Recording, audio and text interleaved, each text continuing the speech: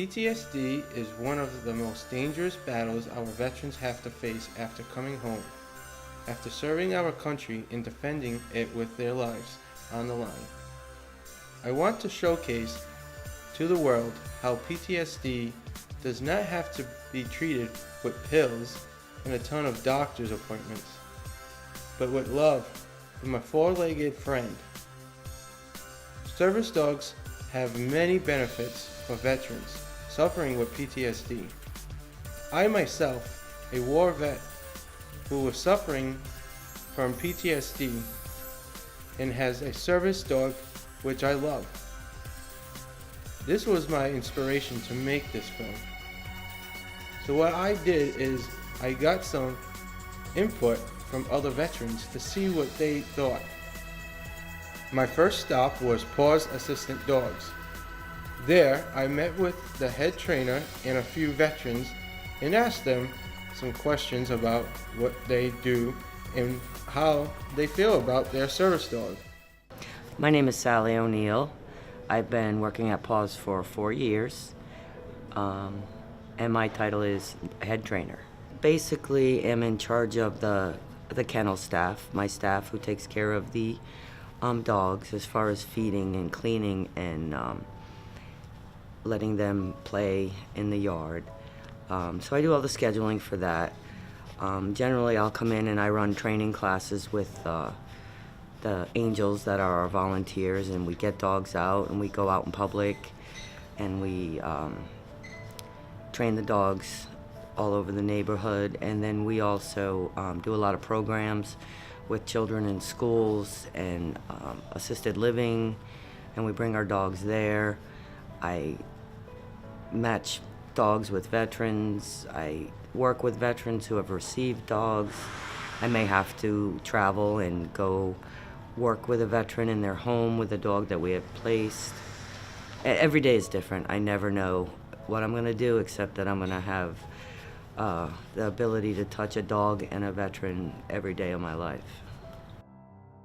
What happens is once an application is approved, then the application, my boss Jeannie and I, we end up interviewing a veteran and his family 2 separate times, and we're already formulating which dogs can provide the services and tasks that that veteran needs.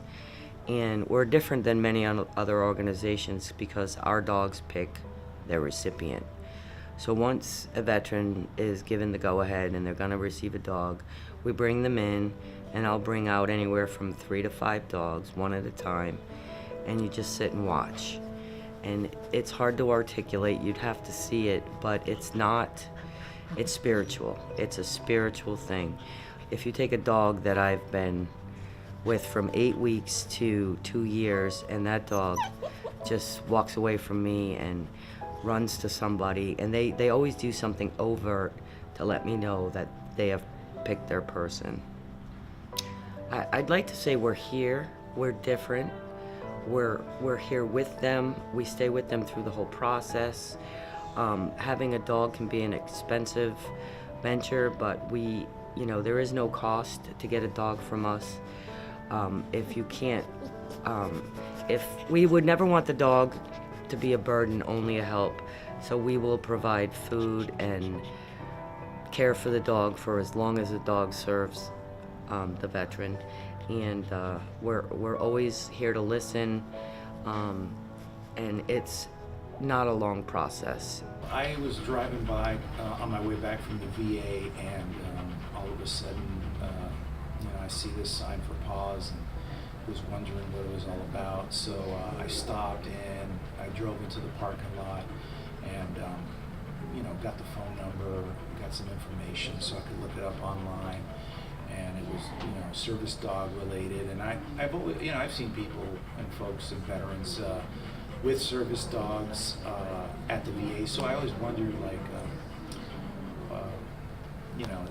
could a service dog help my PTSD issues and depression and anxiety and that kind of stuff? So, and with some of my mobility health issues. So,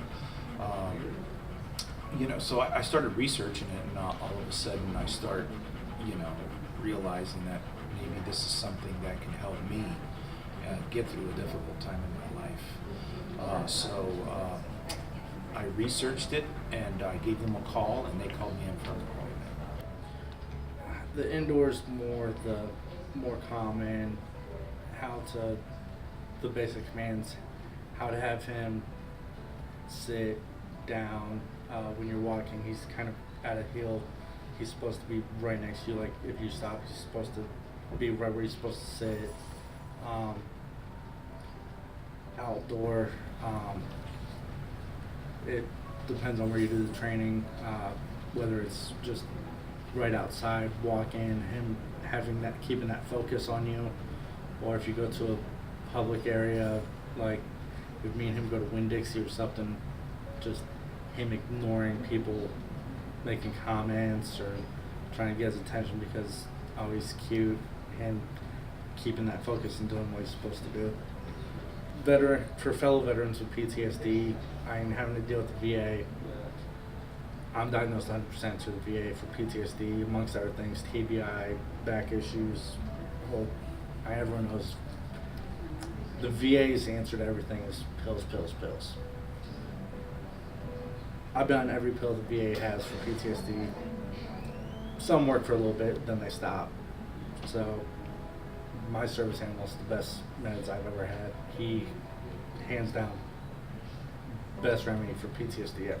It's been about 3 months that we've been coming, and it's amazing. Every single time I come, we get different hurdles, and it's just awesome. Every day I go home, I just am blessed.